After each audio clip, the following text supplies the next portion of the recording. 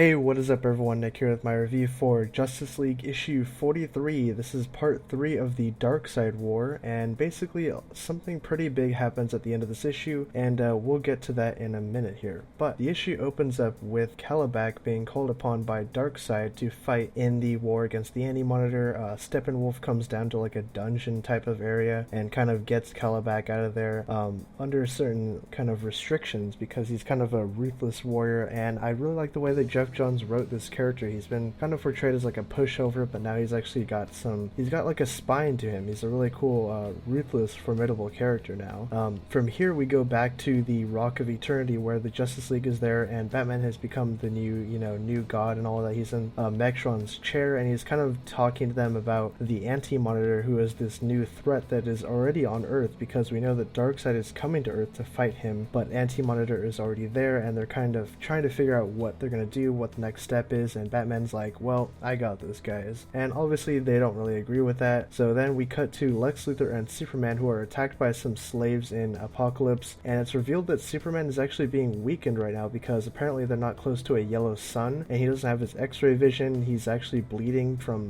the fight that they get into and stuff like that, and I actually like the dynamic that the two characters had in this issue, because it seems like they're starting to bond, I guess, together. They're kind of getting closer a little bit as friends. There's still kind of a distance between them, but they're kind of learning to trust each other. That's kind of cool. The other subplot in this issue is Kanto and Lashina. They're still looking for Mirana Black and Mr. Miracle, who have kind of vanished from them, and yeah, that storyline is still going on. I'm really enjoying how all these different new gods and these type of older characters are being incorporated into this series. Now, the next series of events here kind of happen quickly. Batman tells the Justice League about Grail back at the Rock of Eternity. Grail makes a ritual for the fight that's gonna happen in a few pages here, and Mr. Miracle shows up and tells them about Grail and what they have to do, and then he boom tubes all of them over to the fight with Grail and Darkseid and Anti-Monitor, and there's a huge splash page with all of them. Darkseid shows up in his boom tube, Anti-Monitor is staring him down, and like everything is about to go down, but right when Lex Luthor and Superman like kind of reconnect with everybody, Lex decides to drop Superman into a pit of fire because they have like solar energy, so he can get his powers back, or so he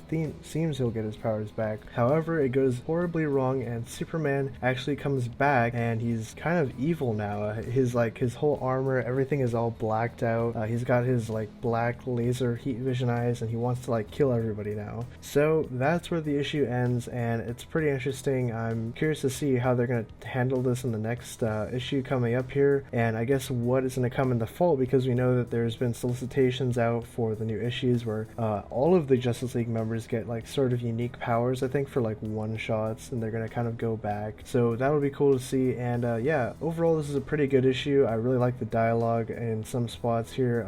Some of the interactions were really great. The artwork has still been fantastic so far. My only gripe with the series, I think, is just how Grail is kind of like a meh villain, and so far the war hasn't really happened at all yet. I mean, we haven't really gotten a big fight between them until like the last couple pages of this issue, where you get to see them staring each other down. But yeah, all in all, I give it about an 8 out of 10, and I recommend that you guys go check it out if you've been following the series and you want to get into the Darkseid War storyline here. As always, leave your comments down below with your thoughts on this issue, and I'll see you guys next month.